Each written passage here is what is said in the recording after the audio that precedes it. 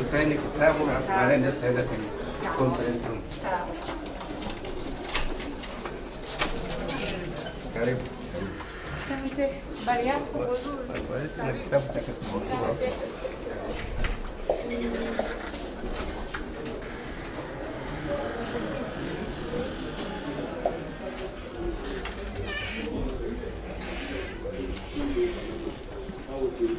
Hii inaonyesha kwa namna gani ambavyo rais wetu marehemu alikuwa ni mtu wa taifa, na bahati mbaya ilikuwa hivyo, lakini tunashukuru kwamba maisha yake yalikuwa ni zawadi kwetu ambayo tuna mengi ya kuendelea kuyaenzi. Naomba nitumie fursa hii pia kumpongeza sana Mheshimiwa mama yetu Samia Suluhu Hassan, Rais wa Jamhuri ya Muungano wa Tanzania, kwa jinsi alivyobeba jukumu hili, lakini kwa namna ambavyo pia ni mpito, kwa namna ambavyo ni so smooth, na kiasi kwamba imefika tena duniani huko taswira nzuri kabisa kwamba kumbe tunaishi.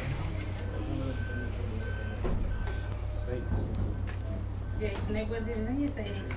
Tunaongea tumekupokea. Sasa kitabu hiki hapo.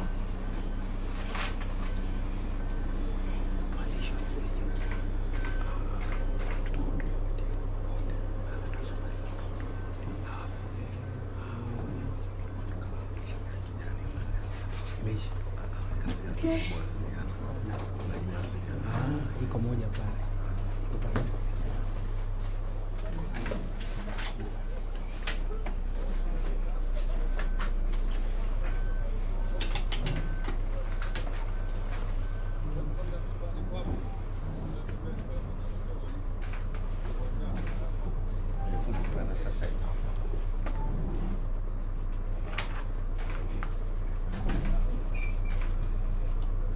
Mheshimiwa Katibu Mkuu, ndio tuendelee. Mheshimiwa Naibu Waziri. Karibu sana na hongera sana. Nashukuru. Sasa hivi tutaenda conference room. Ndio. Tana na management. Ndio. Na kuidana vitengo pamoja na kwa taasisi. Ndio. Tambulisho hapa tuna taarifa fupi. Sawa. Wizara yetu, ofisi yetu. Okay. Sawa. Mheshimiwa Naibu Waziri, mnaendeleaje? Kabla hatujaenda kwenye Mheshimiwa Waziri, tunashukuru tunaendelea vizuri, lakini kubwa zaidi tukukaribisha sana. Tukukaribisha sana katika wizara yetu. Wizara yetu hii. Karibu sana. Tunakuamini, tunakutegemea. TAMISEMI iko salama kama mama alivyosema, ni wizara kubwa sana mpaka nakuonea siku zote wanakupaga mizigo mizito, tutapambana tu, lakini kwa uwezo wako ninaamini na kwa ushirikiano. Nilikuwa nadhani Mheshimiwa Naibu Waziri na Katibu Mkuu, kwa sababu kesho ni sikukuu kama wanavyosema, nisiwadhulumu wana sikukuu zao. Kwa hiyo tutaongea na management, alafu utanipa dokumenti za kusoma. Kwa hiyo mimi Jumamosi na Jumapili na Jumatatu nitumie kwa ajili ya kusoma dokumenti za wizara ofisi, lakini la pili kusoma budget speech. And then Jumanne asubuhi tutakutana. Ndio. Unaonaje? Yaani nataka niwe bit sensitive na bahati nzuri hata Mheshimiwa Rais amesema tukutane baada ya Pasaka. Tubayane hivyo nitumie hizi siku 4 kusoma. Na of course naweza ngakupigia Naibu Waziri, nitampigia Naibu Waziri, Katibu Mkuu. And then Jumanne tukatoka sasa na maelekezo mahususi kwa secretariat za mikoa na wilaya, lakini na what expectations wananchi inabidi winazo kuhusu utendaji wa TAMISEMI. Nitaka tuende na hiyo njia hiyo. Sawa. Na baada ikawa mtakabidhi draft ya hotuba. Lakini performance audit kwenye halmashauri zaidi ya 60. Kuna mtu anaweza hizi siku 4 zikapitiwa haraka tukapata summary. Nimesha sign team kwangu. Kwa haitaenda Pasaka hiyo. Haitaenda. Kwa sababu tungependa Jumanne, Jumatatu mtupe key findings tu zile. Kwa kila halmashauri. Tuelekeze wenzangu, kwanza kuna halmashauri 8 zile zenye hati chafu. Yes. Tumesema tupitie exactly tuone tatizo nini. Yes. Na kuna halmashauri 53 zenye hati zenye mashaka. Na zenyewe nataka tupitie key issues, alafu na ile performance audit ya halmashauri 60. Tukipata mambo matatu kwa kila hati chafu, what are the key issues? Na ile hati zenye mashaka 3 to 4 key issues, na performance audit what are the main observation kwenye 3 to 4 issues.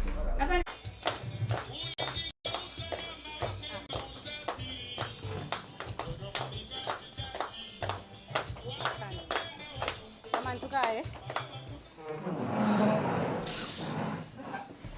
Mheshimiwa Ummy Mwalimu, Waziri wa Nchi, Ofisi ya Rais TAMISEMI, karibu sana katika hafla hii fupi ambayo imeandaliwa maalum kwa ajili ya kupokea. Naomba nimkaribishe Katibu Mkuu Engineer Joseph Nyamhanga kwa ajili ya neno la ukaribisho pamoja na utambulisho. Karibu.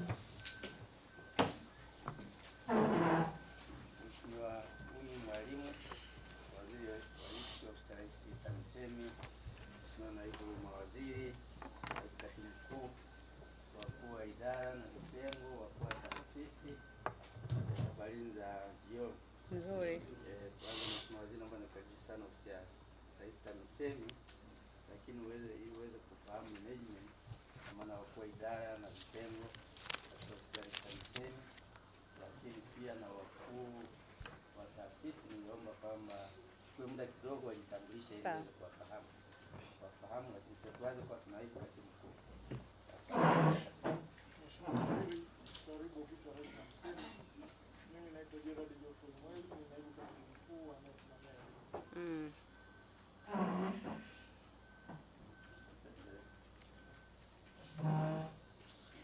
Mheshimiwa Waziri, karibu. Kwa majina naitwa Mwalimu Paulina Mbena Mkwama, Katibu Tume ya Utumishi wa Walimu Mteule. Hongera. Kuja hapa anapishwa na nani? Tumesahau Katibu Mkuu. Tuliomba leo wakasema atapangiwa. Tujitahidi Jumanne kama ataweza pale kwa makata. Nasema I'm not sure. Ngoja tucheki na watu wa Cabinet Secretary ape Jumanne kama itawezekana. Sawa. Waziri, karibu sana. Naitwa John Cheo, mkurugenzi wa sera na mipango ya Ofisi ya Rais TAMISEMI. Okay. Karibu sana. Asante. Mkurugenzi wa idara ya uendelezaji miji. Okay. Humphrey Hante. Okay. Mheshimiwa Waziri, karibu TAMISEMI. Mimi naitwa Eric tayari kumchukua viongozi wake hapa. Mheshimiwa Waziri, karibu. Naitwa Julius Nestori, mkurugenzi idara ya usimamizi wa elimu. Mheshimiwa Waziri, karibu. Naitwa Beatrice Kimoleta, mkurugenzi wa utawala za mikoa. Mheshimiwa Waziri, karibu. Naitwa Melton Nyela, mhasibu mkuu TAMISEMI. Mheshimiwa Waziri, karibu sana TAMISEMI. Naitwa Emmanuel Mianda, mkurugenzi idara ya walimu wa sekondari. Mheshimiwa Waziri, karibu sana ofisi ya Rais TAMISEMI. Mimi naitwa Dr. Tuka Kuweza, mkurugenzi wa afya, ustawi wa jamii na lishe. Mheshimiwa Waziri, karibu sana. Naitwa Engineer Gilbert Mwaga, mkurugenzi wa miundombinu ofisi ya Rais TAMISEMI. Mheshimiwa Rais, karibu. Mheshimiwa Waziri. Waziri, Rais Mama Samia ndugu yangu. Usinichonganishe. Si umeona tumepigwa mkwara pia. Ndiyo, sawa. Ali Mwasibu, miundombinu. Baada ya miundombinu tumekuja nani? Mwasibu. CA. CIA, okay. Sawa. Mheshimiwa Waziri, naitwa Dr. Charles Mhina, ni mkurugenzi wa serikali za mitaa ofisi ya Rais TAMISEMI. Karibu sana. Asante. Mheshimiwa Waziri, naitwa Victor Kategere, mkurugenzi wa utawala na management wa rasilimali watu ofisi ya Rais TAMISEMI. Karibu sana. Asante. Mheshimiwa Waziri, karibu sana ofisi ya TAMISEMI. Naitwa Marko Masai, mkurugenzi msaidizi wa rasilimali watu ofisi ya Rais TAMISEMI. Okay. Mheshimiwa Waziri, mimi naitwa Moses Chitama, na mkurugenzi wa utawala na usimamizi wa rasilimali watu. Karibu sana.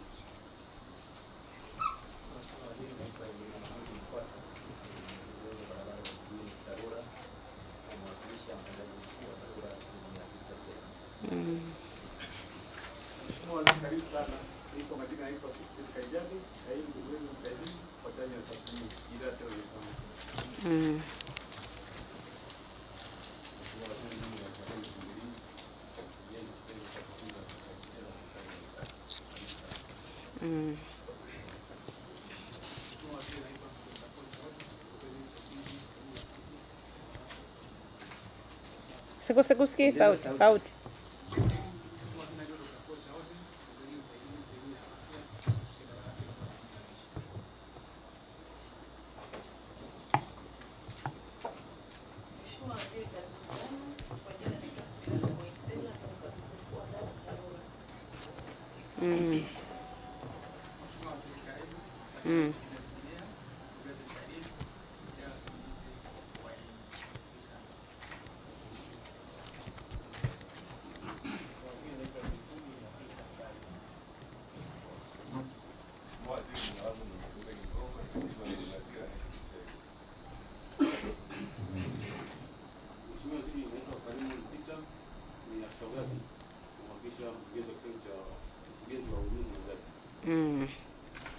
Mheshimiwa Waziri, naitwa James Mapunda, katibu anayekuazia na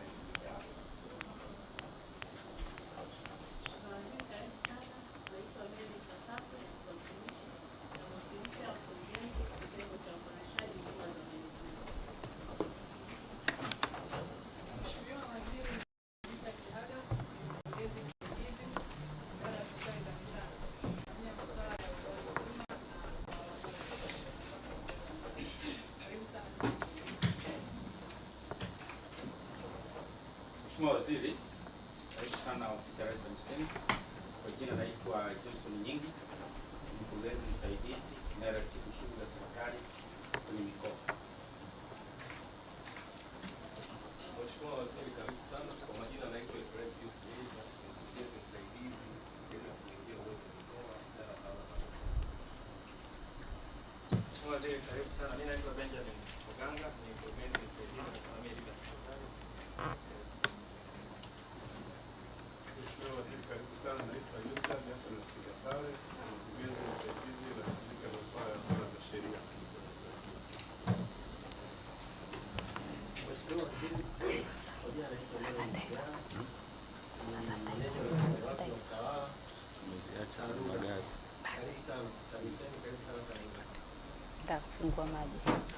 Mheshimiwa Waziri, karibu sana. Mimi naitwa Jacob Nyaulingo, mhasibu mkuu TARURA.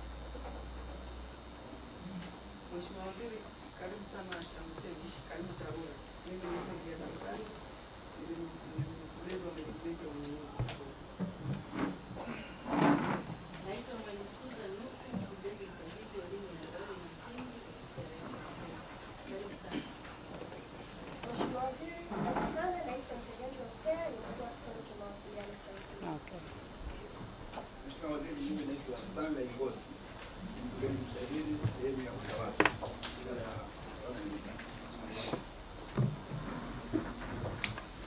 Asante sana.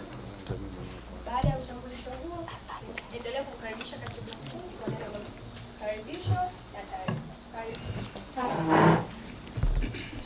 Mheshimiwa Waziri wa Nchi Ofisi ya Rais TAMISEMI, Mheshimiwa Naibu Mawaziri, Katibu Mkuu wa idara na vitengo, pamoja na wakuu wa taasisi. Baada ya utambulisho huu, tumeandaa taarifa fupi, taisoma kwa kifupi tu nakala tunakupatia pia.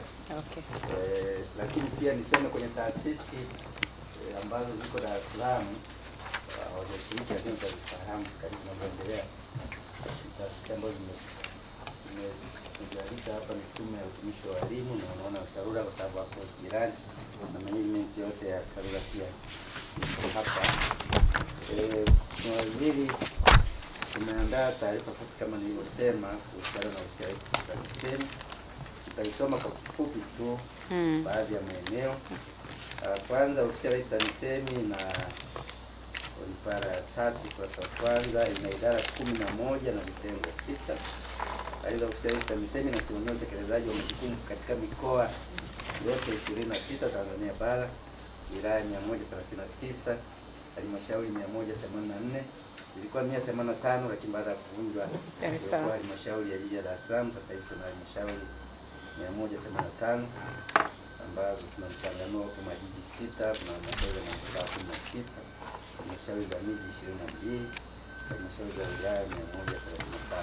Lakini pia ziko mamlaka za miji midogo 71, lakini jumla kwa nchi nzima tuna tarafa 570, kata 3956, na kata hizi ndio zina madiwani wale wachaguliwa kiacho viti maalum. Lakini kuna mitaa katika mamlaka za miji, mitaa 4263, mamlaka za miji tunaona kwenye majiji, kwenye manispaa, kwenye miji, lakini vijiji 12319 na vitongoji 64384. Nitaja haya ndio maeneo ya utawala ambayo tunasimamia mpaka huko kwenye kuanzia kwenye ofisi ambayo unaiongoza mpaka huko kwenye vitongoji.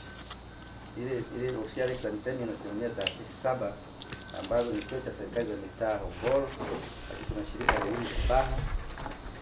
Tunasimamia pia wakala wa basi yaendayo haraka Dar es Salaam kwa maana dhati, lakini wakala wa barabara za mijini na mijini ambao wengi wakuu wa idara na vitengo wametambulisha kwa maana TARURA.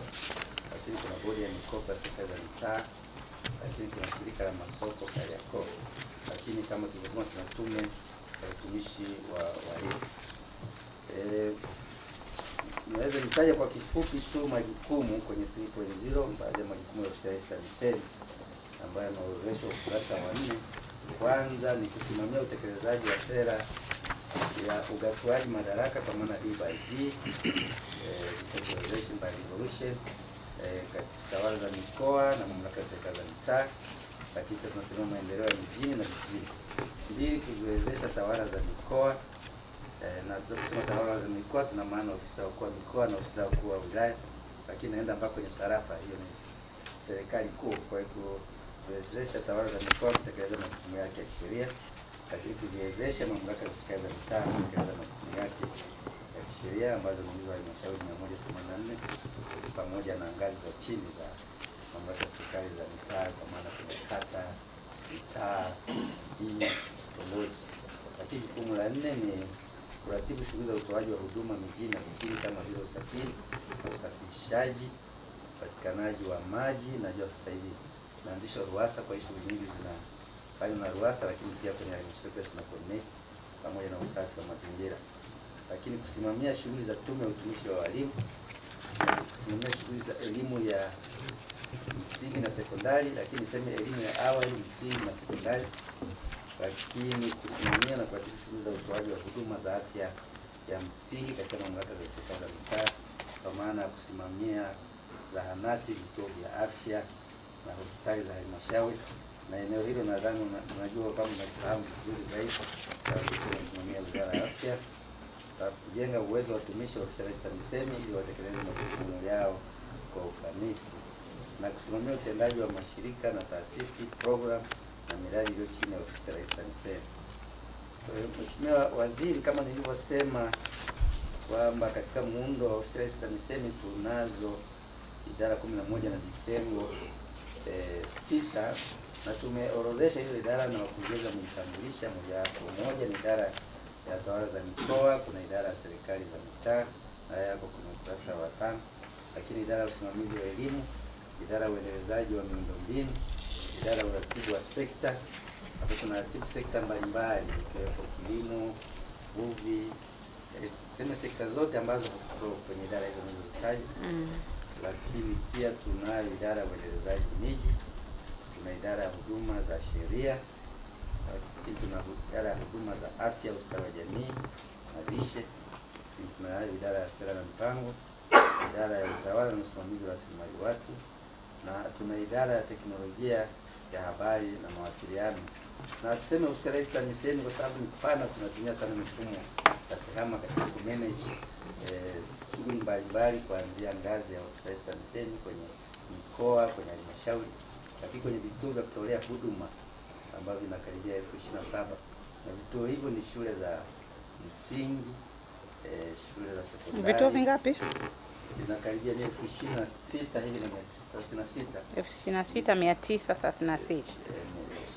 Kwa hiyo inakuwa ni shule za msingi, shule za sekondari, lakini tunazo zahanati, vituo vya afya, ya hospitali za halmashauri zenyewe zinatoa managed moja kwa moja chini ya, kama ni fedha zinapeleka kwenye halmashauri. Tutakupatia breakdown ya vituo hivi kwa kila category ili uweze kufahamu. Lakini pia tunavyo vitengo, na kitengo cha ukaguzi na ufuatiliaji wa fedha, kitu cha muhimu sana kwenye sekretarieti ya mikoa na kwenye mamlaka za serikali za mitaa. Lakini tuna kitengo cha huduma na mifumo ya management, lakini tuna kitengo cha mawasiliano serikalini, lakini kitengo cha usimamizi wa ununuzi, kitengo cha ukaguzi wa ndani, lakini tunacho kitengo cha uhasibu na fedha.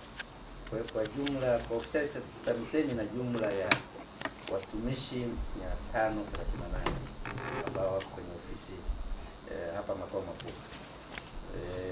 Taasisi ambazo ziko chini ya ofisi ya TAMISEMI nimeshazitaja, taasisi 7 zimeorodheshwa pale.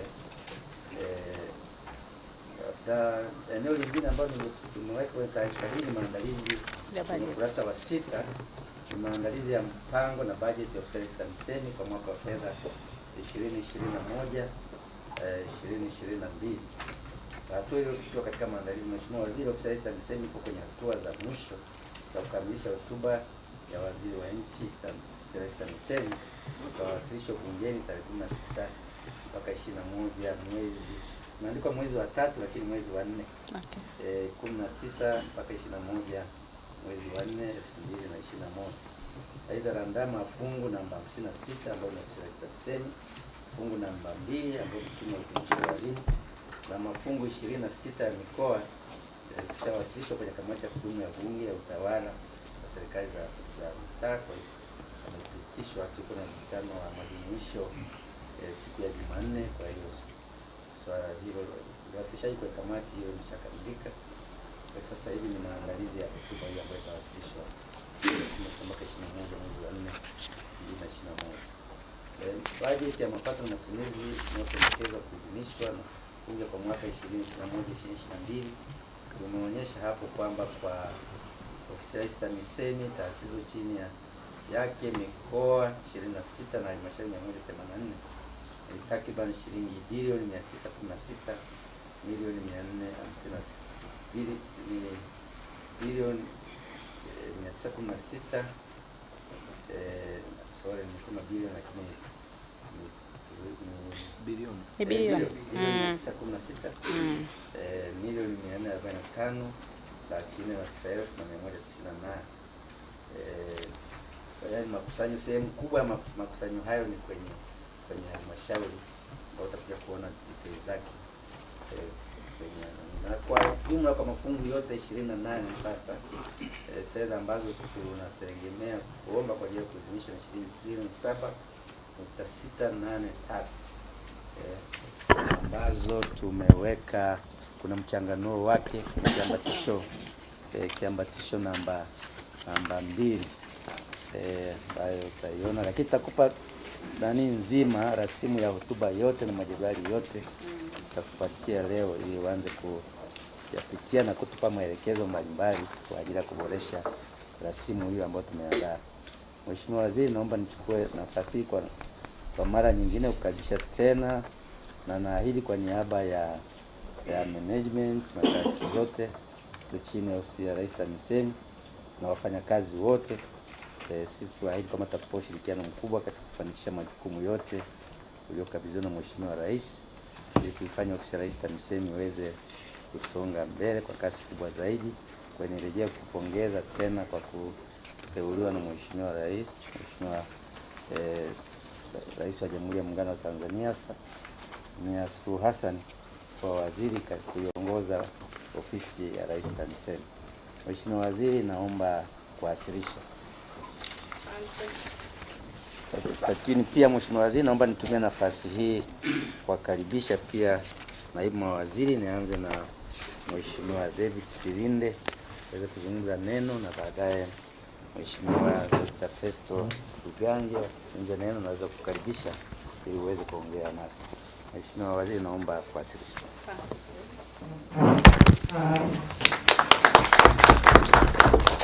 Asante sana Mheshimiwa Waziri wa Nchi,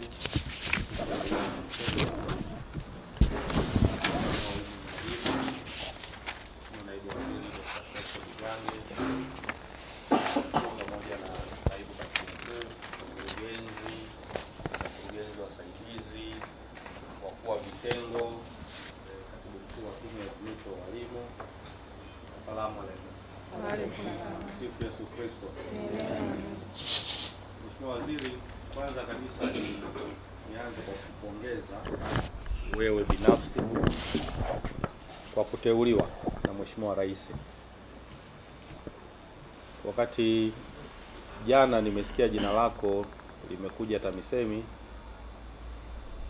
nikasema tulikuwa na waziri Mheshimiwa Jafo alifanya kazi nzuri sana hapa, na ulipokuja wewe nikasema umecompliment mahali sahihi. Unajua hizi teuzi zinapotokea mimi huwa naziangalia kiimani. Cha kwanza ni lazima kwanza umpendeze Mwenyezi Mungu.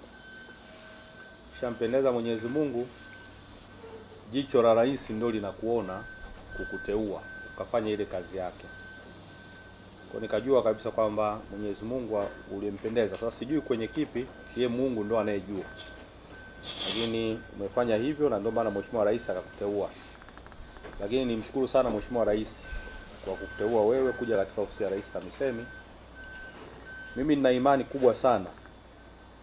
Moja, na uzoefu wako serikalini. 2, na uchapaji wako kazi. Na uhakika sisi wote ni mashahidi. Pamoja Mheshimiwa Umi amekuwa kwenye wizara mbalimbali. Na moja ya wizara ambayo ilituonyesha uwezo wako wa kazi ni wakati ule nchi ndio tumekutwa na ile shock ya janga la corona for the first time. Ulipambana kweli kweli, na ile ndio hiyo kutambulisha Umi ni nani katika hii Tanzania. Unaweza kuwa ulifanya vizuri sana, lakini pale ndio watu walijua Umi ni nani nchi hii. Najua wote ni mashahidi na Mwenyezi Mungu ni shahidi katika hilo. Kwa ninaamini kabisa, sina wasiwasi na uzalendo wako. Ninaamini utamsaidia Mheshimiwa Rais katika kazi aliyokutuma. Kazi hii ni kubwa, kazi hii ni ngumu, kama ambavyo umesikiliza taarifa ya Katibu Mkuu alivyoieleza. TAMISEMI ni kubwa. Mheshimiwa Waziri aliyetoka alikuwa anasema mpaka kijiji, kitongoji kule chini ni watu wako. Akimesa up yule umemesa up wewe. Akimesa up mtendaji wa kata umemesa up wewe. Yaani chochote kinachotokea kule chini. Kwa ni wizara ambayo inahitaji sana kujitoa sana kwenda field kufanya kazi ya wananchi. Lakini na sisi kama wasaidizi wako, mimi na Dr. Dugange, tutakupa ushirikiano wa kutosha. Kwa muda mfupi tuliokaa tumeshapata uzoefu. Sasa hivi hatuna cha kujifunza kingine. Sana sana tutapata tu elimu, kwa sababu elimu haina mwisho. Tunafahamu mambo mengi, mengine tutakueleza tuliyokutana nayo huko field. Mengine hapo kwenye madokezo huko tumeshayaandika kuomba hatua ziendelee kuchukuliwa. Lakini kwa ujumla mimi nikukaribishe sana TAMISEMI. Mungu akubariki sana. Tegemea ushirikiano wa kutosha na tutafanya kazi mara mbili kama ambavyo Mheshimiwa Rais anataka. Na kikubwa umemsikia Mheshimiwa Rais akizungumzia, moja, usimamizi wa mapato na matumizi. Usimamizi wa matumizi, lakini la pili ukusanyaji wa mapato ya ndani. Kwa naamini kwa ujio wako na timu hii ambayo yuko hapa, tunaweza tukakaa sasa brainstorm kuhakikisha lile lengo ambalo Mheshimiwa Rais anataka tulifikie, sisi sote kwa pamoja tunalifikia. Ninaamini chini ya uongozi wako haya yanawezekana. Asante sana Mheshimiwa Waziri. Mungu akubariki na karibu sana TAMISEMI.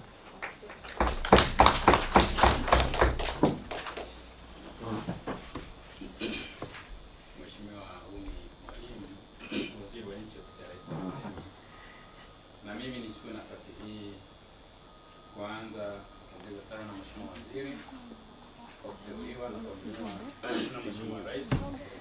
Lakini kwa nafasi katika wizara hii, wizara ambayo ni pana sana kama ambavyo Mheshimiwa Silinde ametangulia kuongea, lakini katibu mkuu, na kubwa zaidi Mheshimiwa Waziri, ni kuhakikishia kwamba sisi kama naibu mawaziri wasaidizi wako tuko tayari kuanza kufanya kazi kwa kasi na nguvu zetu zote wakati wote masaa 24, na tunafahamu pamoja na watendaji wenzetu hapa tumeendelea kufanya kazi mbalimbali kama wizara, lakini tuna mafanikio na changamoto ambazo tunajua zipo.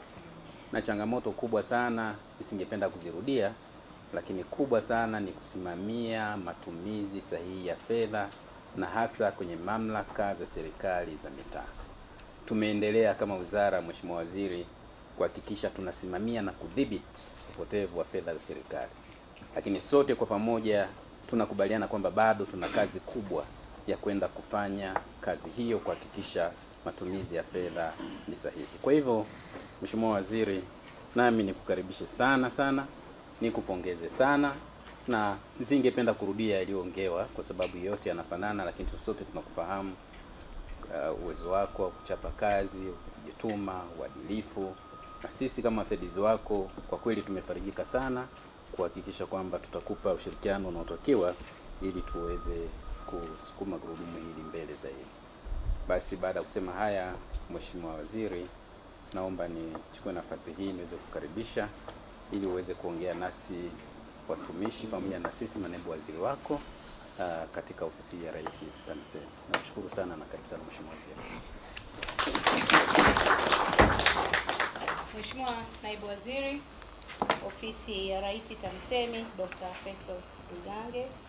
Mheshimiwa Naibu Waziri, Ofisi ya Rais TAMISEMI, Mheshimiwa Silinde David. Katibu Mkuu Injinia Nyamhanga, Naibu Katibu Mkuu Mweli, na wakurugenzi wakuu wa idara, vitengo, mtendaji mkuu wa Tume ya Utumishi wa Walimu. Yes. Katibu, yes. Kwa hiyo ndio mtendaji mkuu mwenyewe, si ndio? Yes. Na ndugu zangu ambao mko hapa, watumishi wa Ofisi ya Rais, Tawala za Mikoa na Serikali za Mitaa, assalamu alaikum. Alaikum salam. Msifu Yesu Kristo. Milele amina. Bwana asifiwe. Amen.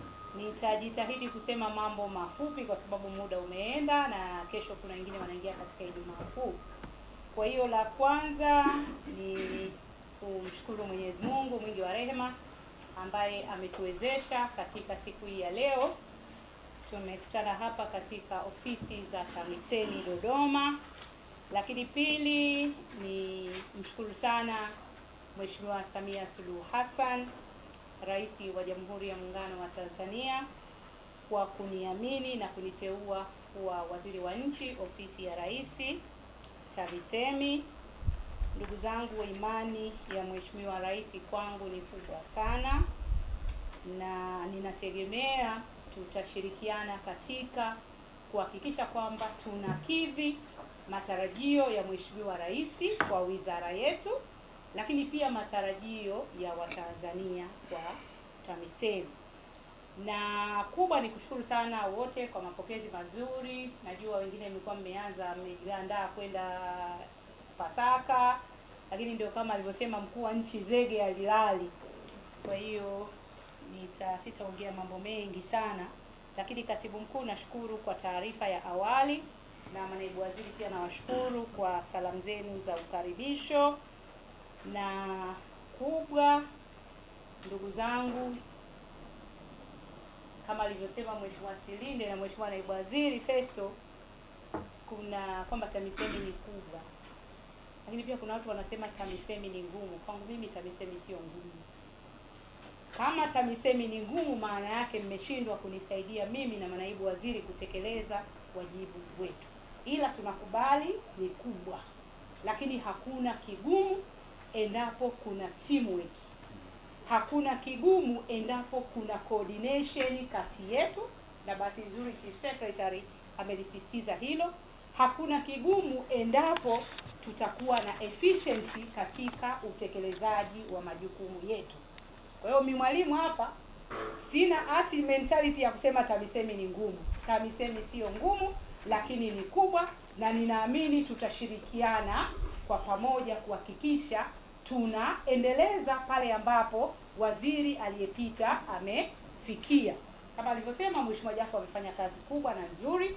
Nilikuwa naangalia tu haraka mapato wakati anaingia yalikuwa 60% na kitu, yamefika kwenye 94. Kwa hiyo kuna kazi imefanyika, na binafsi nataka kuwapongeza wote kwa kile ambacho kimefanyika. Lakini nashukuru wote tunakubaliana kwamba bado kuna kazi kubwa ya kufanya. Na mimi pamoja na manaibu waziri, kipaumbele chetu ni kimoja tu. Nashukuru Mheshimiwa naibu waziri amesema na wenzangu wamesema, ni kuimarisha usimamizi wa makusanyo ya ndani katika mamlaka za serikali za mitaa, lakini pia kusimamia matumizi katika mamlaka za serikali za mitaa. Maana yake tukiweza kukusanya mapato kikamilifu, maana yake tutaweza kutatua changamoto za wananchi. Na nyinyi wenyewe mmesema vizuri tu kwamba TAMISEMI inaanzia katika ngazi ya kitongoji, ngazi ya mtaa na kijiji, ngazi ya kata, wilaya, halmashauri na wilaya. Kwa hiyo sisi kazi yetu ni moja, na mimi ndio ajenda yangu, sina ajenda nyingine. Tutakaa baadaye tukubaliane. Nimeona kwenye hii taarifa ya awali kwamba makisio ya makusanyo ni bilioni 900. Tunasema tuko na 84%, lakini mimi naamini tunaweza kufanya vizuri zaidi. Hii labda vipi tutaongea, nadhani tume underestimate. Kila mtu ukiongea naye anakuambia kuna upotevu mkubwa wa mapato katika mamlaka za serikali za mitaa. Kwa hiyo tutaangalia, wachumi tutasaidiana, maana mtu anakuambia nimekusanya 120%, 100%, haiwezekani. Kwa hiyo mtaniambia, mtanipitisha, na bahati nzuri mimi ni mtu ambaye napenda pia kujifunza, napenda kuconsult, napenda kushirikisha.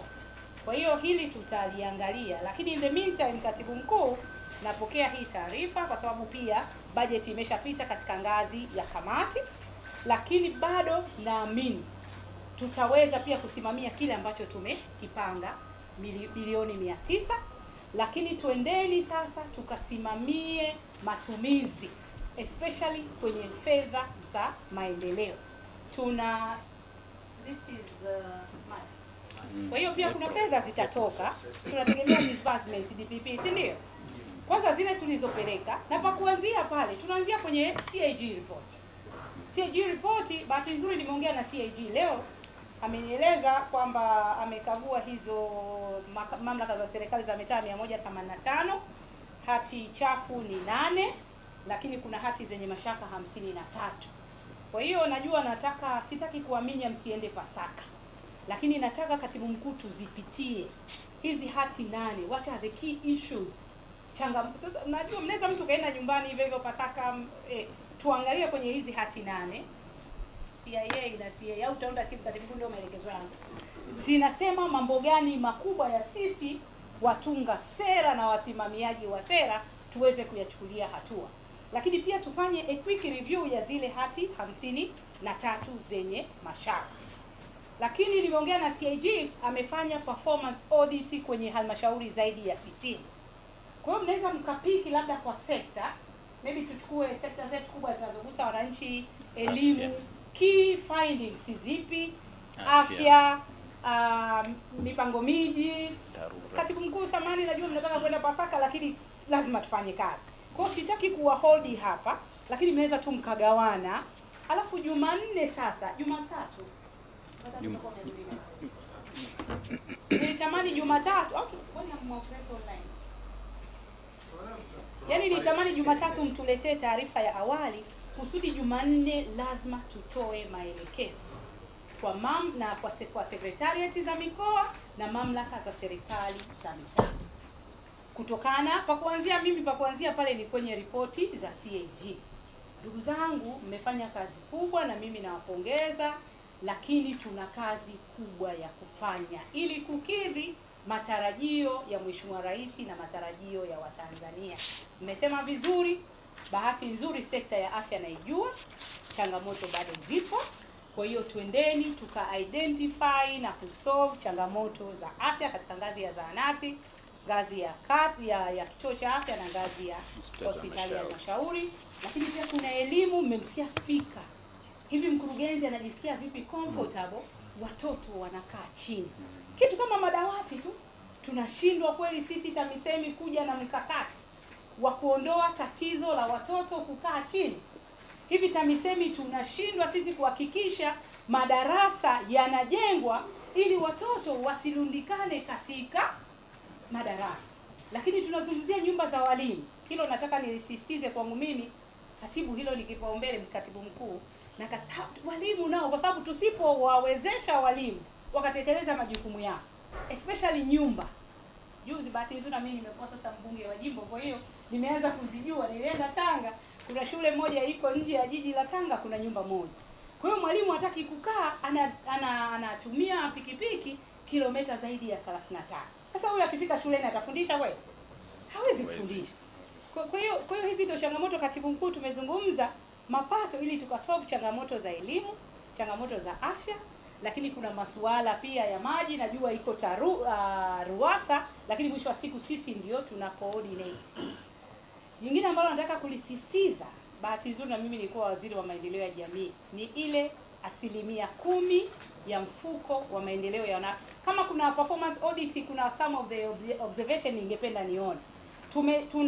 Nawasikiliza kwamba tumetoa kiasi hiki, lakini hakuna taarifa tumerejesha kiasi gani, because it is a revolving fund. Kwa hiyo sasa pia katibu mkuu, tunaposema tumetoa, halmashauri zituambie pia zimerejesha kiasi gani ili tuweze kutoa fedha nyingi. Ndugu zangu, jua muda umeenda, sitaki kuchosha sana katibu mkuu, na nasikitika, natamani muende Pasaka, lakini naweza mkajigawa kusudi tupate tu, lazima Jumanne tutoe maelekezo na basically tunaendeleza pale ambapo tuliishia. Na binafsi ni washukuru sana Mheshimiwa Silinde, nimekuwa naye bungeni kwa takriban miaka 10. Nafahamu utendaji wake, uchapakazi wake na uadilifu wake. Lakini Dr. Festo alikuwa RMO wangu, nimefanya naye kazi vizuri, nafahamu pia utendaji wake. Kwa hiyo mimi naamini pamoja na wakurugenzi tutakwenda vizuri. Na bahati nzuri, nadhani kama mmesikia, mimi sera yangu ni open door policy. Kuna issue tunakutana, napenda sana kuwashirikisha manaibu waziri wangu.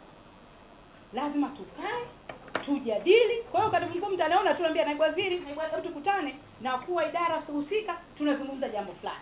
Mimi ndio uongozi wangu. Open door policy, lakini teamwork. Sitaki kusema mimi ni hodari. Uhodari na upata kwa sababu nashirikiana na wenzangu, manaibu waziri, makatibu wakuu na wakuu wa vitengo na idara. Kwa hiyo niwahakikishie Mheshimiwa naibu waziri, naibu mawaziri, nitawapa ushirikiano. Bahati nzuri wenzangu mmeshakaa katika miezi hii 3-4. Katibu mkuu na mimi ni kuahidi wewe na timu yako pia tutafanya kazi nzuri na kubwa, lazima tuonyeshe matokeo, especially kwenye ukusanyaji wa mapato. Mwisho ambalo sijalisema ni la miundombinu, TARURA. TARURA nadhani mmefuatilia mijadala ya wabunge. Kwa hiyo pia lazima tuje na majawabu ya TARURA. Najua kuna mengine ni masuala ya road fund. Na nilimsikia waziri aliyekuwepo alisema tunafanya tathmini. Sisi tumefanya tathmini TARURA ya kuangalia road fund, TAR road vis-a-vis road fund. Msinijibu hapa, maybe nitafakarini tu. Sasa kuna moja naliongeza, nimesema kuna mapato lakini kwa ajili ya elimu, afya, miundombinu ya barabara, si ndio? Sasa kuna moja na empowerment ya wananchi, si ndio? Sasa kuna moja la 5 nataka kuliongeza. Bahati nzuri nimekaa miezi mitatu katika ofisi ya makamu wa rais muungano na mazingira, na nilichojifunza hawezi VPO kufanya chochote kama TAMISEMI hata take interest na lead katika kuhifadhi na utunzaji wa mazingira. Kwa hilo eneo pia nataka tuliangalie. Nimepita kwenye halmashauri 2-3 nikimuona kuna wengine halmashauri nyingine idara ya mazingira ni idara, kuna mwingine ni kitengo. Kwa lazima tuwe na uniformity. Kama vile kwenye afya na elimu kwamba kuna uniformity, mkuu wa idara anatakiwa kuwa na qualification hizi ili ajenda naibeba mimi ya mazingira. Kwa sababu pia lazima tukafanye uhifadhi wa vyanzo vya maji, upandaji wa miti, lakini kubwa ni uchafu. Nataka tuhakikishe miji yetu inakuwa safi. Kwa kweli Tanzania tuko wachafu. Halmashauri ni chafu. Kwa katibu mkuu hilo nataka pia mlibrainstorm, linaweza lisiwe la Jumanne, lakini lazima mabadiliko ambayo nataka kuyaona ya haraka ni katika masuala ya utunzaji na uhifadhi wa mazingira, ikiwemo kusimamia taka ngumu, kutunza vyanzo vya maji na kupanda miti. Kwa hiyo hilo nimeliona. Unajua sengine tunalilia RUWASA taweka miundombinu, lakini mwisho wa siku tutatafuta vyanzo vya maji, hatutavipata. Baada ya kusema hayo, ndugu zangu, niwashukuru tena kwa kunikaribisha. Jumanne nadhani tutatoa mwelekeo wapi tunataka kuelekea, especially katibu mkuu katika hii miezi mitatu iliyobaki kabla ya bajeti, lakini mingine mwelekeo tutakuja kuutoa wakati wa kwenye bajeti speech yetu. Na kwa wale ambao mnaenda Pasaka, niwatakie Pasaka njema, na basi naamini kwamba mabadiliko haya yametokea katika kipindi hiki cha toba kwa resma. Kwa hiyo tutabadilika sisi wenyewe, kwa sababu nataka niwaambie ukweli ndugu zangu, kila mtu unaongea naye anasema changamoto kubwa iko kwetu sisi makao makuu. Hayo ndiyo mambo ambayo nimeyapata hapa. Sisi ndiyo kuna mianya ya rushwa na upotevu wa fedha za serikali. Halmashauri zinasema hela ikienda halmashauri lazima irudi kinyume hapa. Sio kama ni kweli au sio kweli, lakini hayo ndiyo malalamiko. Tusikubali tukaenda na sifa hii. Kwa sisi kila mtu ajitathmini katika nafasi yake. Wapi tunahitaji kuboresha? Watu wa mifumo, nimeambiwa pia kuna kitu kinafungwa saa nyingine, si mfumo unazimwa. Alafu katibu mkuu nataka kujua POS. Tulichukua hela kutoka kwa wakurugenzi, tukasema tunaenda kufanya bulk procurement. Mpaka leo, it was September last year, mpaka leo bado hatujawapa. Tuliangalia sasa hivi. Sawa. Mheshimiwa Waziri, ni kweli kwamba tulinunua mwaka juzi posi 7,000, tulinunua posi 7,227. Sisi wenyewe kupitia ufadhili tukapata kwa bei nafuu sana. Lakini posi unajua mwanzo ilikuwa inauzwa mpaka hata milioni 1. Yes.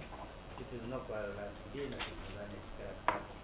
Kwa hiyo tukaona kwamba halmashauri tukashawishi halmashauri kwamba kutumia utaratibu huo wakanunua hizo posi kwa bei nafuu. Kwa hiyo tukahamasisha halmashauri kuleta fedha, lakini ikachukua muda sasa kuja kupata fedha za kutosha, na halmashauri kuchangia na taasisi, baadhi ya taasisi. Lakini venture tukapata hizo fedha, nadhani ni halmashauri plus taasisi kwa hiyo nadhani naweza kusaidia. Kwa hiyo tumeshaziagiza hizo posti tayari. Zitakuja mwezi ujao. Kwa hiyo tupata zitakuja mwezi ujao. Kwa hiyo imechukua muda kwa sababu kwanza halmashauri kuchangia kwa muda tuliotarajia. Okay. Kukusanya fedha hizo. From milioni 1 watazipata kwa shilingi ngapi? 200,000. Nadhani TMU si kama unaweza kukumbuka piga tulioagiza bei kwa kosi moja.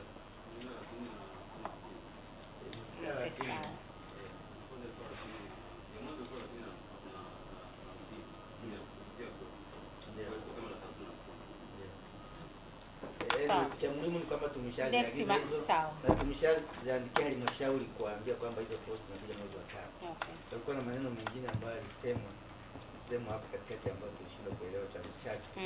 Wana mashaka kwamba labda kuna imetokea kuna delays. Okay. Lakini pia na mambo mengine yaliyotokeza kama hayo viwanda vingine kutokana production. Okay. Kwa China market za China ndio imechangia kudelay, lakini hizo vyao tunakuja hizo. Basi nishukuru katibu mkuu kwa maelezo. Tujitahidi by next month ziwe zimefika. Ndugu zangu, narudia tena kuwashukuru na binafsi I want to acknowledge mchango wenu katika kutekeleza majukumu yenu, especially mapato kama nilivyosema from 60 to 90 above 90%, lakini bado tujitafakari. Lengo letu ni kutoa huduma bora kwa wananchi. Na mmemsikia rais tunapozungumzia wananchi wanyonge, basically it is TAMISEMI. Narudia kwangu mimi TAMISEMI sio ngumu. Kama kuna teamwork, kuna coordination, lakini pia tunaongeza ufanisi katika utekelezaji wa majukumu yetu. Baada ya kusema hayo, naibu waziri nakushukuru sana, naibu waziri nakushukuru, katibu mkuu na timu yote. Niwatakie Pasaka njema, lakini wale ambao itabidi mpitie zile CID report mtajua wenyewe jinsi ya kufanya, lakini angalau Jumatatu, sababu nataka Jumanne tukutane. Kwa Jumatatu ningepata kama just an overview, what are key issues, labda 3-4 kubwa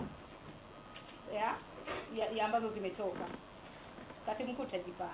Kazi yetu tumeshaanza timu ambayo inasimamiwa na mkurugenzi wa kitengo cha ukaguzi na ufuatiliaji wa fedha. Namba ipo pale, shampa assignment hiyo tayari. Kwa hiyo kazi hiyo inaendelea. Sawa. Basi asanteni sana, kila laheri, Pasaka njema, uzalendo, utiifu, ubunifu na kujitoa. Najua mnafanya kazi sana, lakini inabidi tujitoe. Lazima tumsaidie Mheshimiwa Rais. Lazima ndoto ya JPM ya kuitaka kuifikisha Tanzania inatekelezeka. Basi asanteni.